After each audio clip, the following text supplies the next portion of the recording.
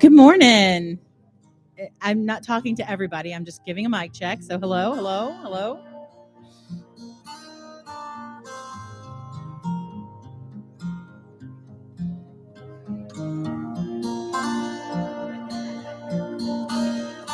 I'm going to speak quietly because lots of people who stand up here speak quiet.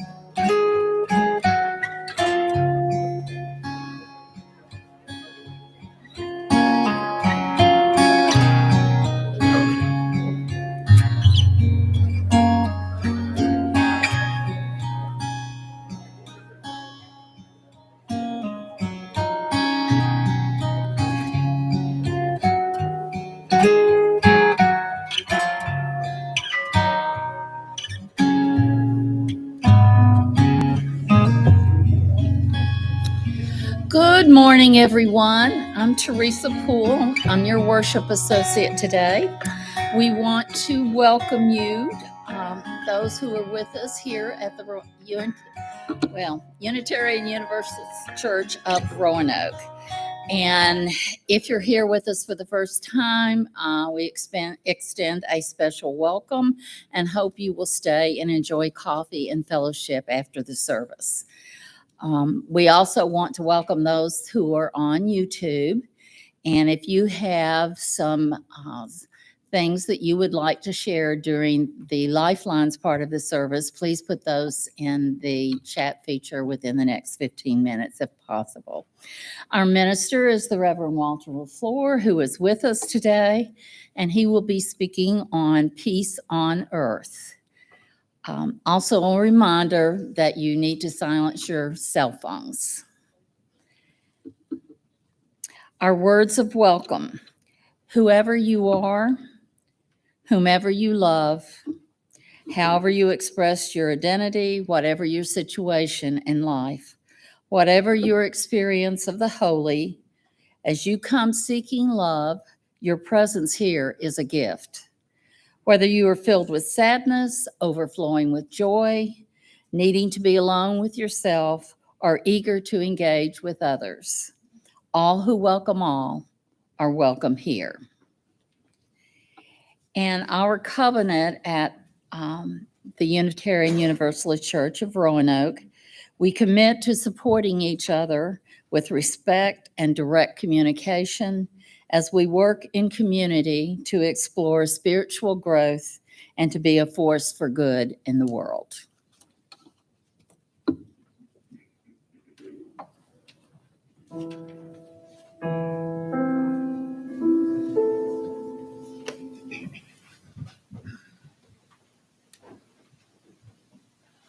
The peace of the earth be with you, the peace of the heavens too.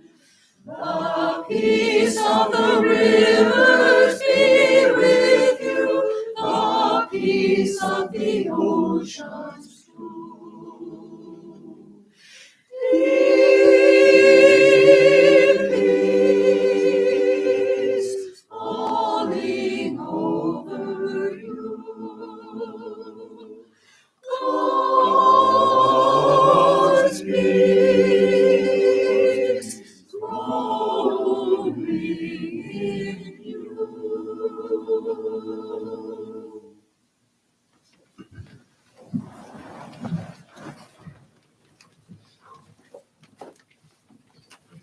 Good morning. Welcome to almost Christmas time. I want to take a moment to thank all the wonderful elves who worked last Sunday to create this wonderful present for us. Thank you. Anybody here who did that? Can we? Nancy. Yeah. Thank you.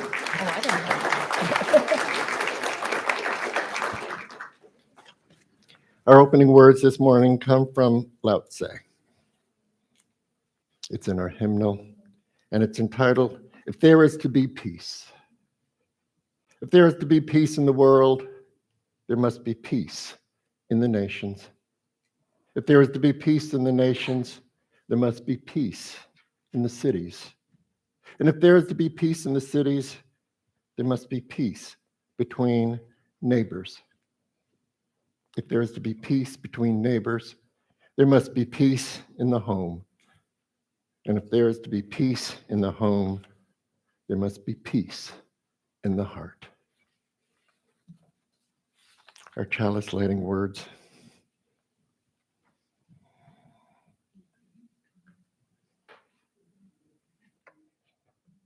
Mindful of truth ever exceeding our knowledge and community ever exceeding our practice, reverently we covenant together, beginning with ourselves as we are, to share the strength of integrity and the heritage of the Spirit and the unending quest for freedom and love.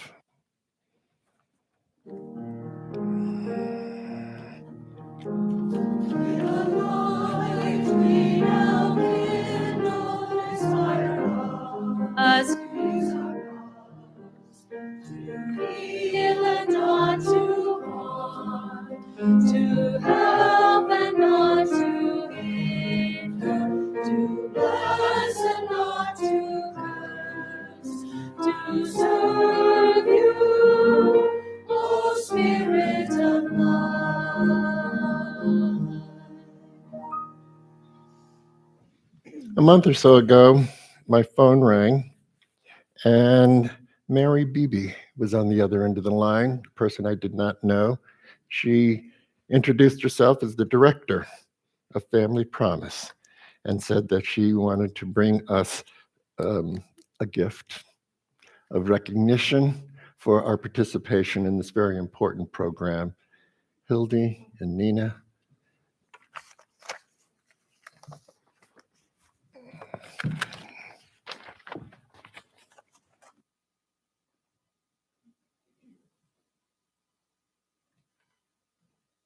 I would like to take this opportunity to thank every single one of you, whether you have cooked a meal or spent the night or supported others that have done such. Maybe you've helped clean up. Any of the things that have been involved in caring for the families with children that are experiencing homelessness in our valley. Family Promise has been around for 25 years, and I think, as best as I can tell, that you have been involved for 25 years, and that's amazing. So I wanted to take this opportunity to thank you, thank our coordinators, and all of you for participating in this important ministry, and a little plaque of thanks.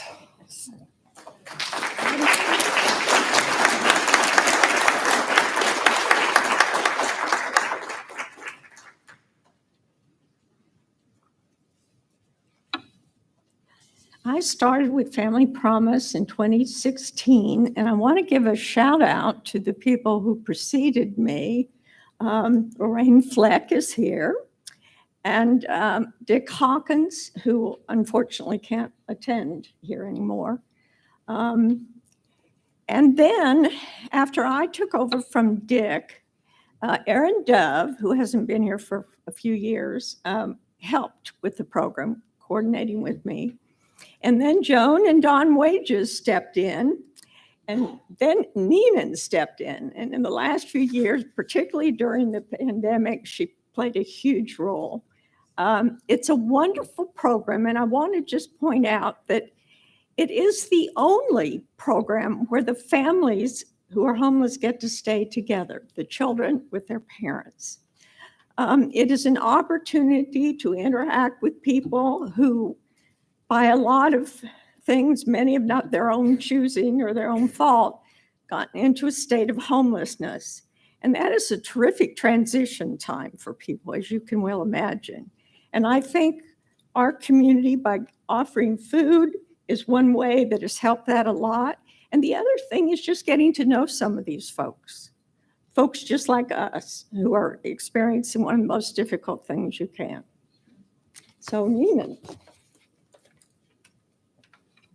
So very briefly, if you were able to help during the pandemic, and we provided food, I think to anywhere between 2 and 4 families 4 times a year, and that was a really successful model. We enjoyed doing that. It was fairly simple to get people to contribute.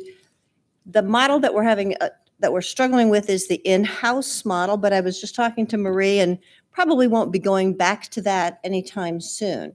So we would like to attach ourselves to Family Promise, but I need help. So I can't do it alone. I can help organize, get the meals distributed, delivered, but I need volunteers that if we call you up, can you cook a meal for a family? I don't know if you saw CBS Sunday Morning today, but the Department of Social Services estimates that every 2 minutes in America, a child is removed from their home.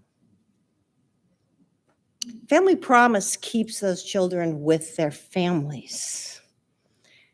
They also estimate that $34 billion is spent on attorneys and social work, where that money could go back into keeping families in their home. And I would love to see us go back to that model and help out with Family Promise. So if you can help me after the service, touch bases, I'll get in touch with Marie again, and we can get back into the calendar for next year.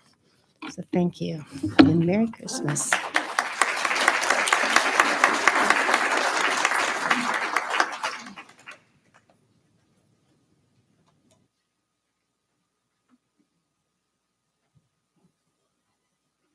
Children, go ahead and come on up. Children of all ages, come on down. You can just have a seat on the floor. If you need a chair, there's chairs right behind you.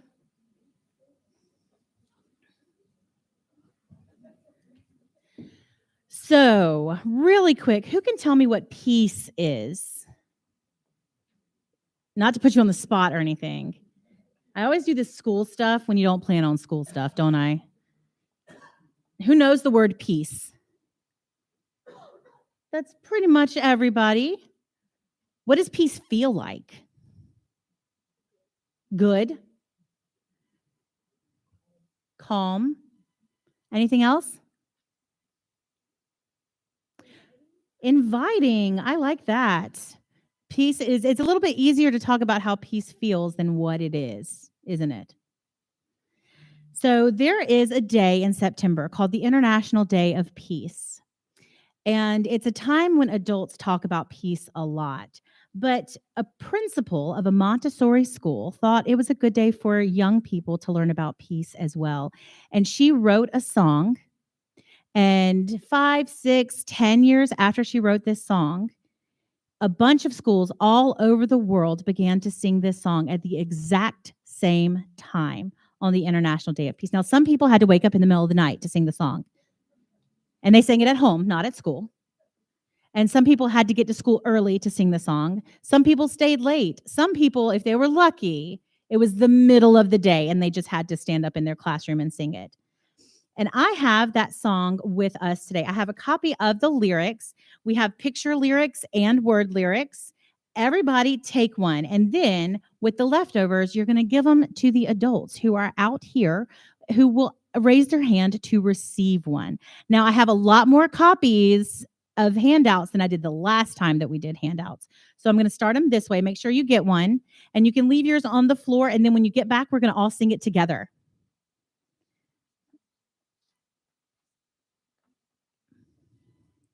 And that includes anybody out there that's willing to sing with us as well. I need one. I just realized I don't have one. Thank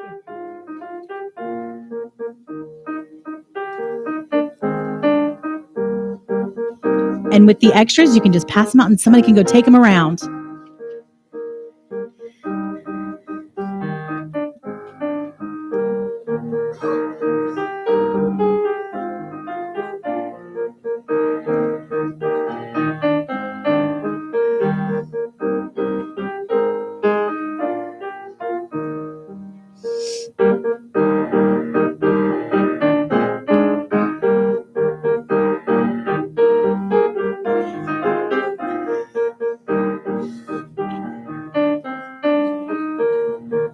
All right, go ahead and come back and we'll have the leftovers on the table out front for you if you missed them. And the choir actually has motions for this if you want to sing with them.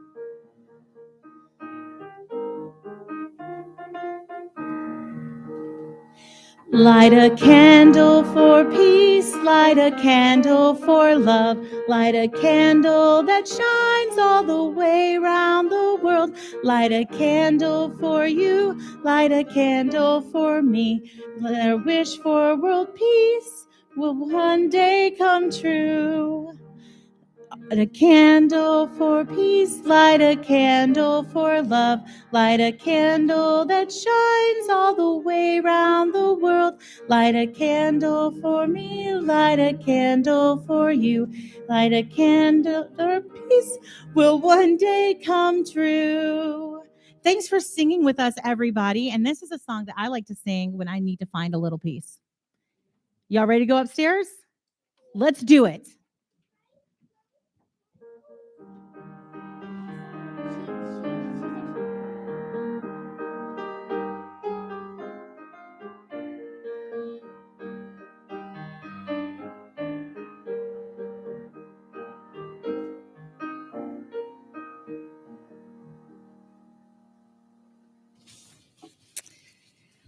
The reading today is by Margaret J. Wheatley from her book, So Far From Home. And it's on pages 130 to 131. And for those of us who were in Living the Question this morning, it fits perfectly. By opening to the world as it is, we may find that gentleness, decency, and bravery are available, not only to us, but to all human beings. This teaching is counterintuitive. In this world of terrible and dehumanizing actions, wouldn't the most natural response be to feel angry, important, despairing? I expected that the more clearly I saw things, the angrier I would get. Of course, this still happens frequently, but I've learned that anger and despair will pass if I let them. If I don't use negative emotions as motivation, if I refrain from feeling righteous about my anger, if I pause, these feelings move on. But they only leave when I consciously choose not to give them a hearing, not to develop a drama about what I just heard or saw. In this culture of overreaction and constant judgment, it takes great discipline to refrain from creating made in the moment dramas.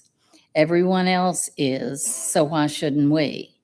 The only defense against this seduction is to be mindful, skilled at watching a reaction as quickly as possible. If we can notice that we're caught up in emotions, then we can stop our storylines from blossoming into full-blown dramatic operas. If we can notice when we're getting angry or depressed or vengeful, such awareness gives us the ability to choose another response. Instead of justifying our anger to choose, we can take the time to calm down and select another reaction that would be more helpful in the situation. Instead of quickly seeking revenge, we could pause long enough to move to more fully understand the causes that led to another's offensive behavior. Pausing before reacting is the easiest way to shift away from drama queen. The pause is so powerful because it gives us time to quiet the mind. The pause is so powerful because it gives us, I'm having a hard time. I should have had my caffeine before I came. And once we do pause, we discover that gentleness, decency, and bravery are available. They surface in the quiet mind because they have always been there. They are qualities of the human spirit, always present if we get past the noise, fear, and fatigue of our daily lives.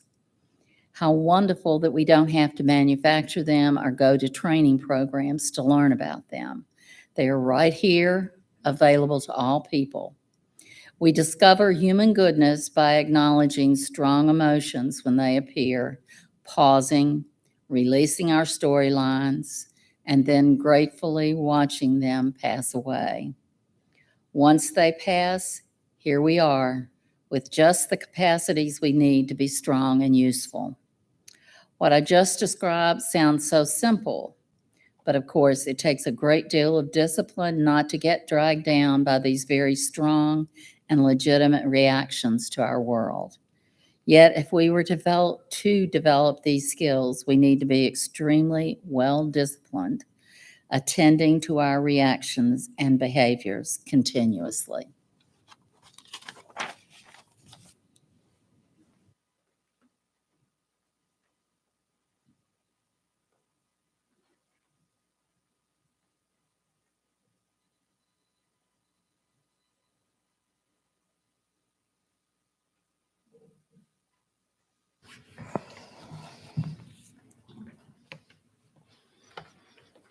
Tis the season, folks.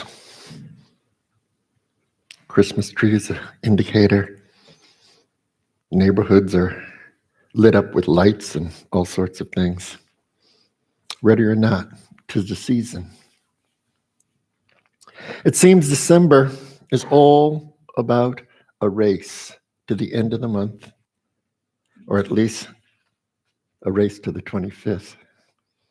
That fabled day when old St. Nick's is said to visit each home. From now till then, marry this, Happy that often gets covered over by all the things on our various lists. And we always have more than one list. List of we have to, or perhaps more typical, omnipresent, I, you, we, should, a whole list of shoulds.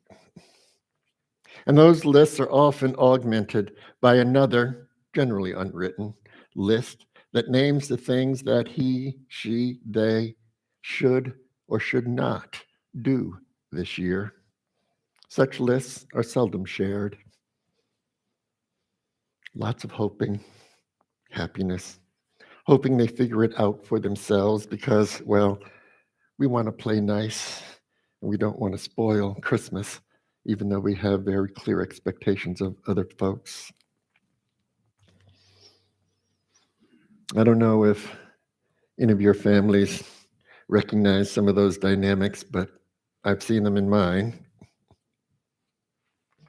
And I hear tell Jewish families are not immune from some of these same dynamics during this season of the year. So much of our attention this time of year is outwardly focused. We're pulled by lights and shining things, notions of how things are supposed to be, notions of how we prefer them to be, notions of how things have been sold to us as how they should be. And there are all sorts of things in the media that just keeps being put in front of us, selling us on how it's supposed to be. I want to suggest we try turning inward this year. Turn before you get pulled too far outward, often in response to those various lists and external stimulus. Turn inward to find that which feeds you, that which is sustaining during the season of high demand and lots of expectations. Expectations of how you are supposed to be, expectations of happiness, even when life feels challenging. Expectations that it's your job to create joy, love, and good feelings, and to give the right gift. Knowing it's a fool's errand to seek perfection, we just can't seem to get past all those expectations, those internally driven and those externally imposed. And then there's that family thing, how everyone is supposed to be loving, even to Uncle Joe who gets drunk or says the wrong thing during the happy Christmas season. I suspect from the noise you recognize Uncle Joe. Even when all is copacetic, it's possible, probable even, you'll get pulled into the land of should, how it's supposed to be, how I'm supposed to be, how they are supposed to be, how it's supposed to be, the land of supposed to. So, all that is in the foreground of the Christmas season. In the background of our lives is the world around us, the everyday happening in the world we live in. Errands, groceries, kids, bills. Maybe at work, with its accompanying expectations, due dates, bosses, co-workers, all of whom have personalities, all of whom have expectations, all of whom also have family systems that make demands on them.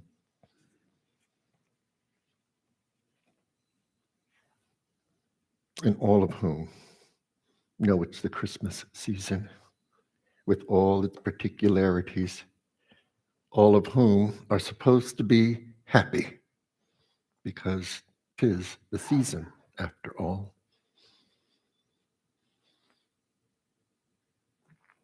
This Christmas season comes around every year. You can plan on it. It matters not whether there's snow on the ground or an unexpected 60 degrees when we open the door. It's Christmas time. Christmas time in the city, so the song says. And it makes no difference that it's Christmas time to the feral cats. The guy who slept on the edge of the woods last night with everything he owns in a backpack. It makes no difference to the family member who has slipped deeper into the world of dementia and no longer knows who you are, no longer knows it's Christmas. It makes no difference. You can bet your bottom dollar that the arrival of Christmas will not raise the water level in Lake Mead.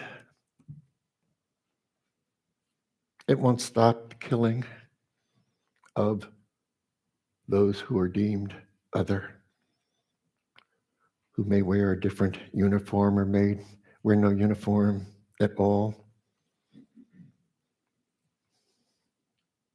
The arrival of Christmas will not eliminate poverty and inequality, racism, sexism, ableism, and a list of other isms. It will not heal the broken heart by the arrival of Christmas. And to the best of my knowledge, the arrival of Christmas will have zero impact on the birthing of a planet in a universe far, far away. But let's keep some perspective, folks.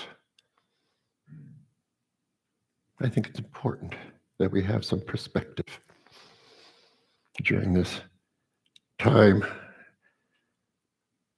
when there's so much being pushed at us around how it's supposed to be, where there's so much history in our families and communities of how it's supposed to be. I want to suggest we keep our feet on the ground, not get out over our skis, as it's said in some locations. Let us be gentle with ourselves. I'm pushing for us to be gentle with ourselves this year and gentle with others. May we know, may we remember, we can only do what is ours to do. We can only do what is ours to do. And we get ourselves in trouble when we try to do what is others to do. Yeah. It would do us good to remember that we're not in charge, no matter how much we might want to be, no matter how much our family systems push us to be.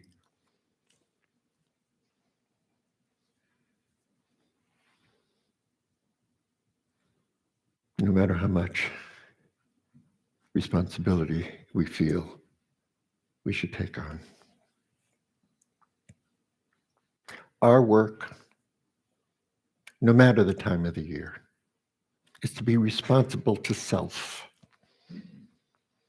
Our work, no matter the time of the year, is to be responsible to self. Take responsibility for yourself, folks. Responsibility for your thoughts, responsibility for fears, behavior, wishes.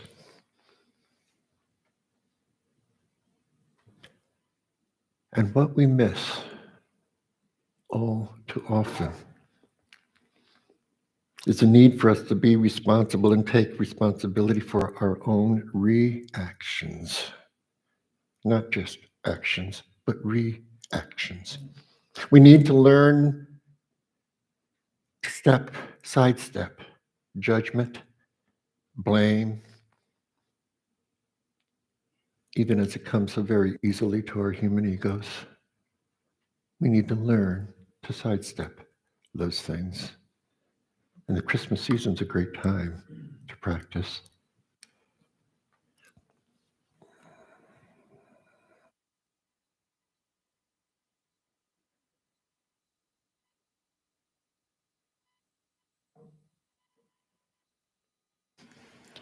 In order to do that, we need to be willing to see ourselves. In order to do that, we need to be willing to see ourselves and to have some amount of curiosity about ourselves, curiosity about life, curiosity about our particular wants, our particular needs. We need some amount of objectivity about ourselves. We need to be able to step outside of ourselves and look at ourselves. We need to be able to separate our true selves from our ego-based selves. And that takes discernment, takes courage, takes practice. We need to be able to recognize our spiritual selves as separate from our bodily selves. Our deep sense of self from mental constructions of self. Can we recognize it? There's a way where you have to step outside to be able to see self. There's a way where we need to separate our ego selves from our spiritual selves. And that takes time, takes years, takes concerted effort.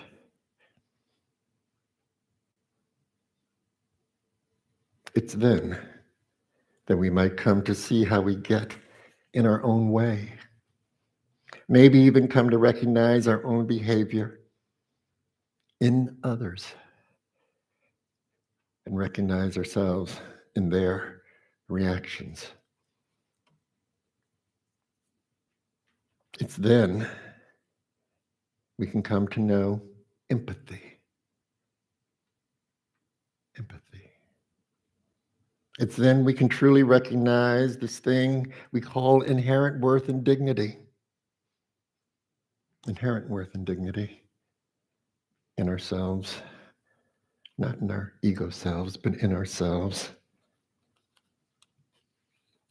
And maybe with practice and clear vision, maybe we can see the truth of interconnectedness. Ours with yours, yours with me, with mine.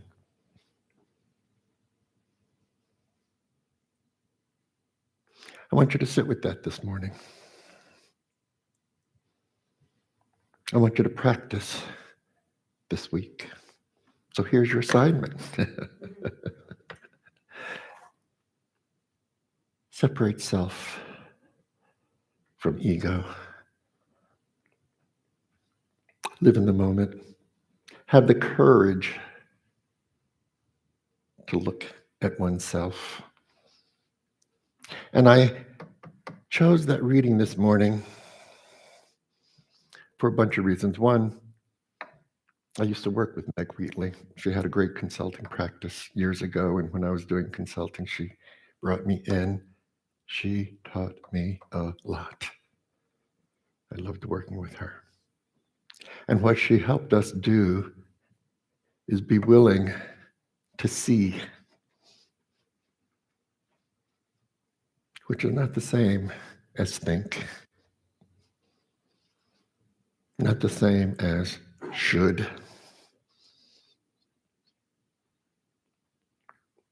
She taught us to be self-reflective, to have the courage to do so. So I want to pass on that very important life lesson that I had. And the reading was long, but it was meaningful. And I hope you were able to take some smidget from it. And I think the most important part of it is learning, recognizing, having the willingness to step aside from our ego selves. Some folks call it spirit.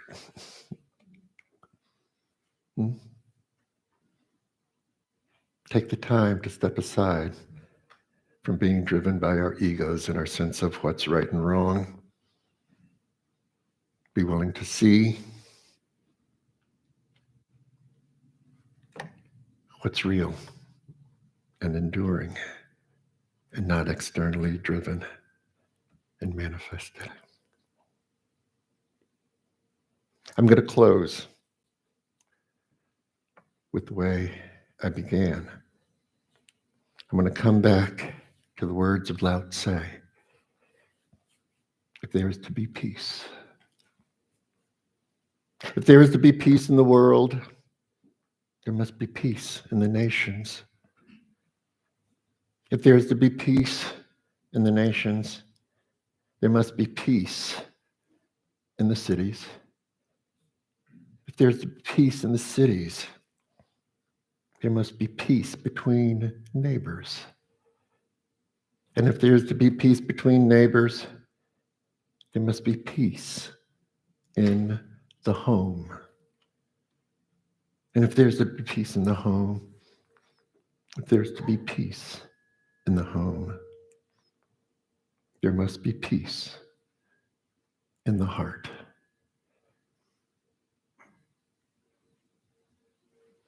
If it's not obvious to you where your heart is, go and search. 'Tis the season.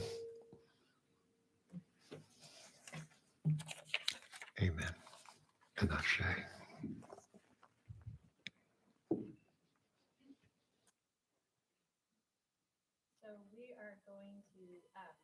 Sing something from our hymnal. You don't have hymnals, but that's okay because this is a zipper song. So it just means we just sing the same thing over and over and we just change one word. So this is There Is More Love Somewhere. That's the first verse. And then there is more hope, there is more peace, there is more joy.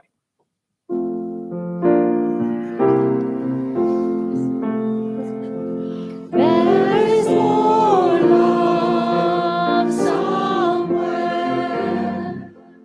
There is more love somewhere.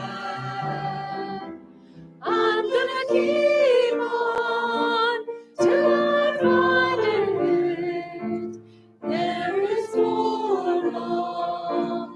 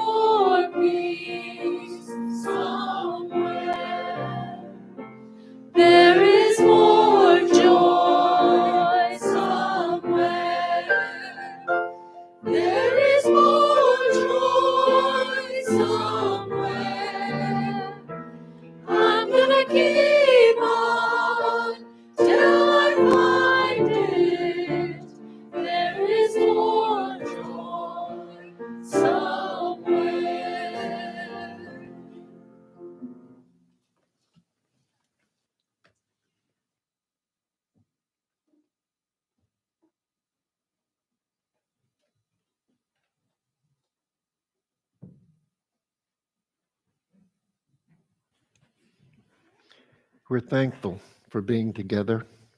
We're thankful for our shared vision, our shared covenant, our shared and hoped for future. May we now share in helping to fund the work of this church, that we may make a difference in this world. The offering will be gratefully received.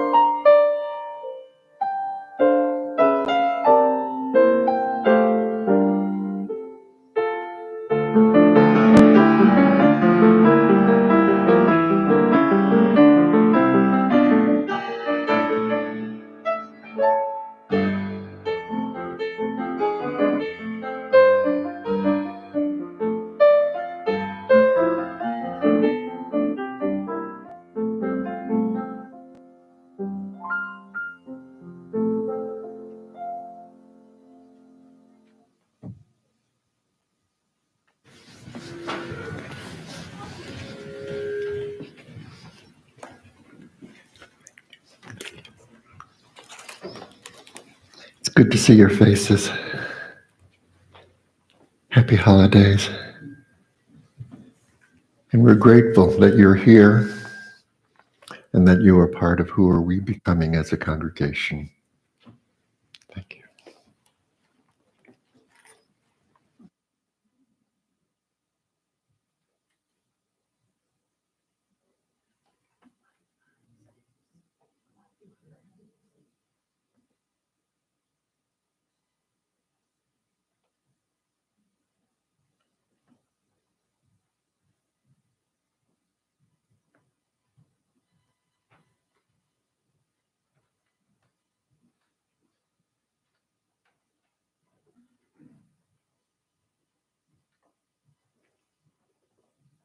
Good morning.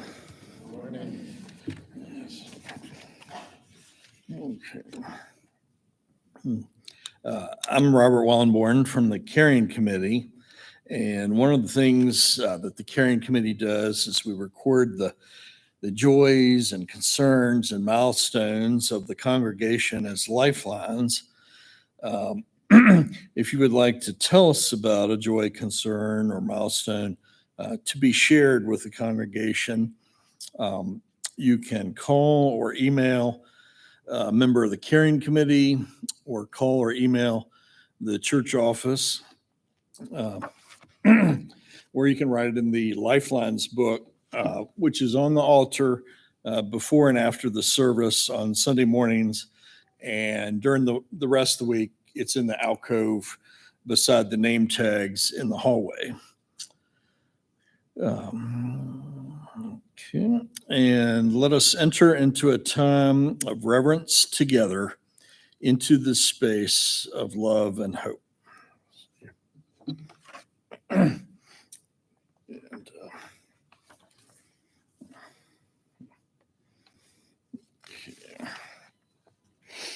Okay, and we have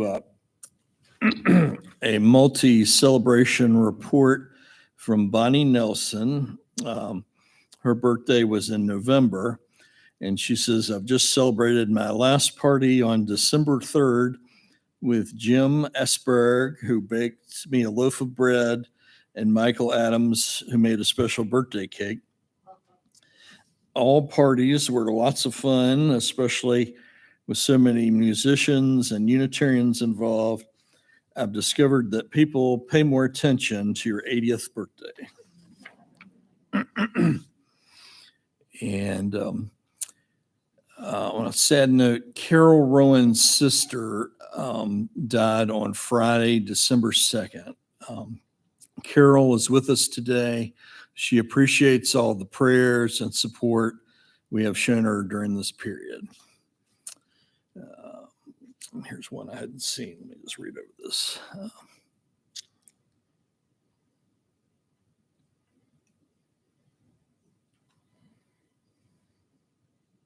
Okay.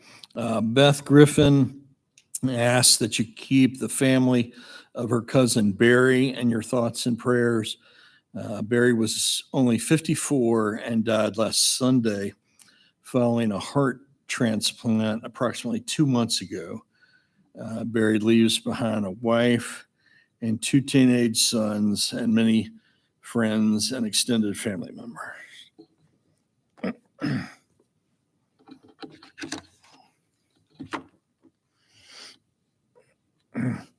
Okay.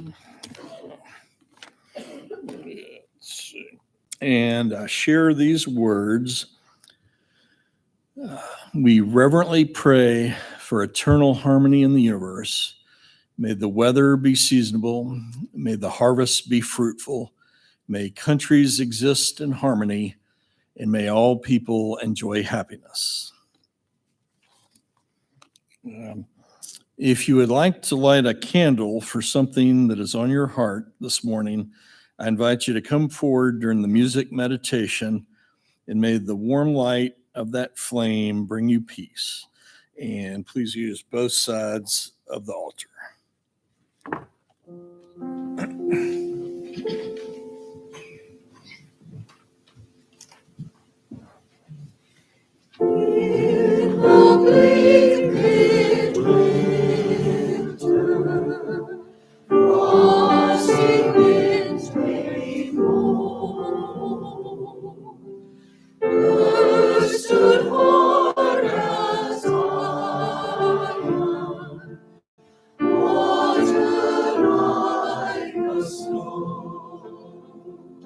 Snow has fallen, snow on snow, snow on snow.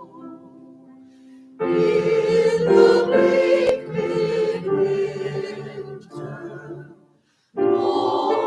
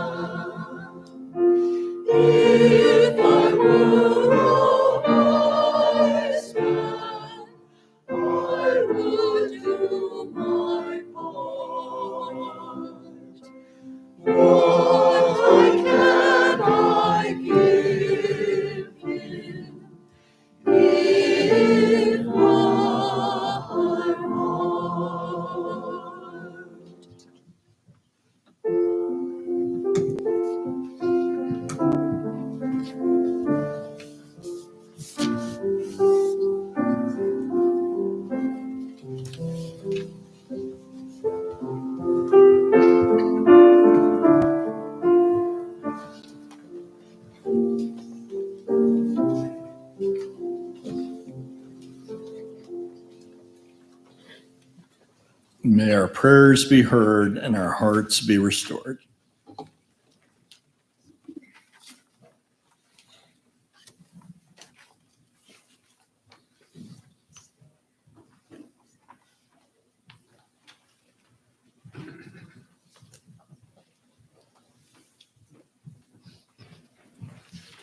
Join me in prayer.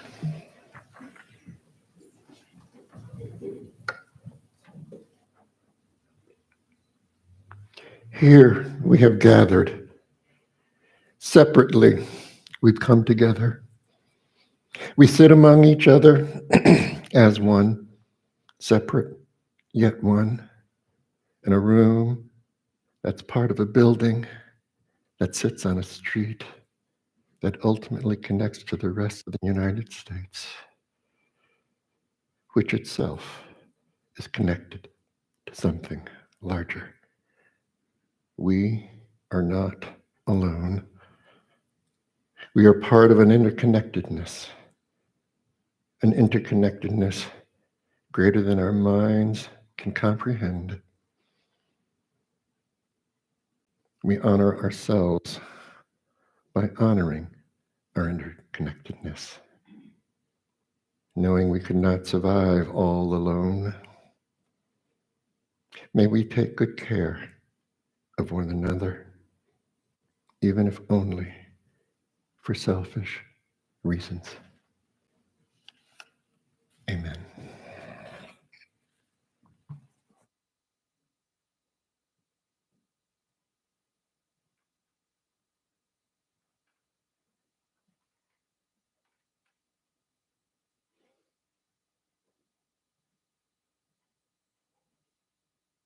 Our announcements this morning. Our 8th Principal Task Force had planned to do a lunch and discussion meeting on December 11th, and that has been canceled due to new developments with the UUA. There is a proposal at the national level to significantly change Article 2 of the bylaws, which contains our current 7 principles. This changes how we will need to approach the 8th principle. And as soon as the 8th Principal Task Force settles on the best way to move forward, then they'll be offering further meetings to our congregation. And our 8th Principal Task Force has really worked very hard. They are to be commended for the work that they've done so far.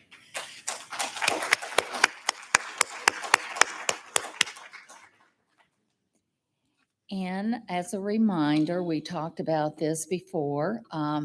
We're collecting food for the Patrick Henry students who will be missing their school meals over the holidays. We've done this in years past too. We still need to fill 33 bags in the next 2 weeks. And the shopping list is on these blue flyers. Those are on the table and in our lobby. You can drop off the bags in the tote, the large blue tote that's outside just as you enter on this side of the church. And also in the back of the small sanctuary. This is an important program, and also another group has worked hard to get gift certificates together for the students. So please support this program. It's really done a lot of good work over the years. And our Walker Hartman also has an announcement for us. Thank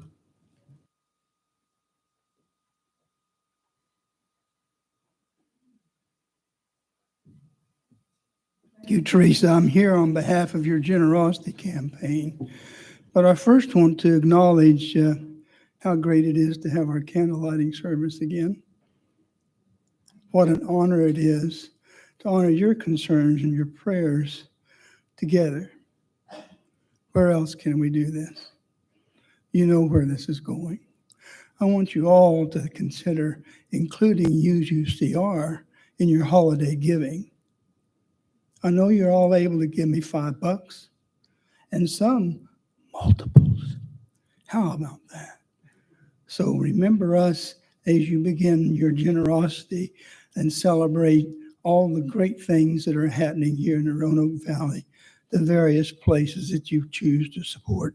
And thank you very much.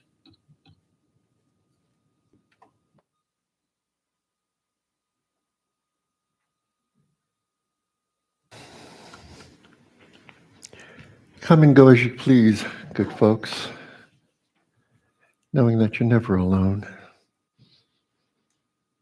Go into your week in peace. Oh, we're not done yet. See, that's what happens when you change it. Okay. All right. Oh, we're going to send you out with just a touch of holiday cheer. And maybe a little silly.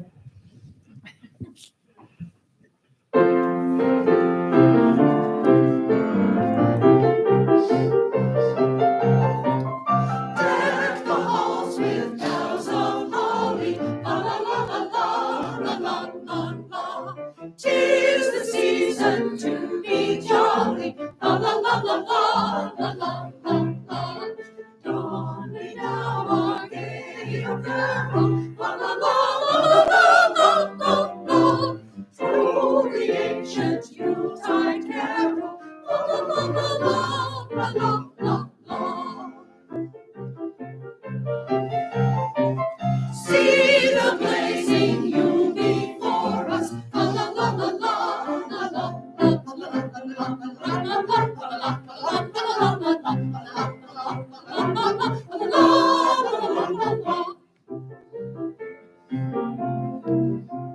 strike the harp and join the chorus. La la la la la la la la la la.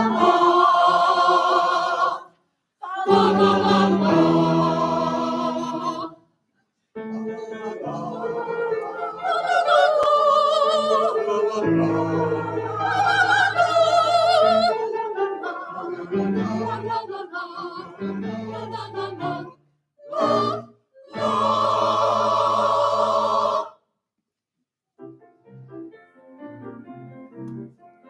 Sing we joyous all together. La la la la la la la la la.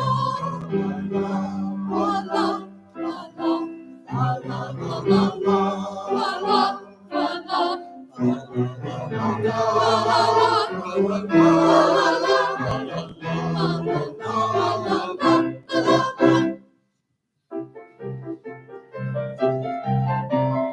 heedless of the wind and weather. La la la la la la la la.